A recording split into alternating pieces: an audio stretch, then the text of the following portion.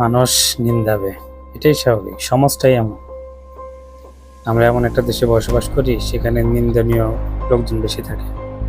আপনি বিপদে পড়লে আপনাকে হেল্প করার থেকে আপনাকে নিয়ে সমালোচনা করার লোক বেশি থাকবে, এটাই স্বাভাবিক।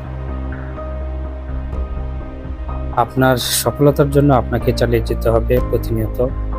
কে কি বললো পেছনে, এগুলো মাথা নিয়ে লাভ নেই। নিজের কাজ নিজেকে চালিয়ে নিতে হবে।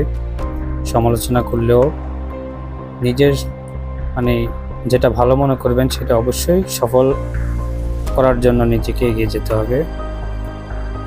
ব্যর্থতা এমন একটা জিনিস, যত পিছিয়ে পড়বেন নিজেকে নিয়ে তত ব্যর্থ হবে। আর যত আগায় যেতে পারবেন একটা উদ্যোগ নিয়ে, নিজের প্রতি আত্মবিশ্বাস রেখে, সেটা দ্রুত সফলতা আনতে পারবেন এবং সাফল্য অর্জন করতে পারবেন। মানুষের কথা না কানে নিয়ে নিজে আগায় যান।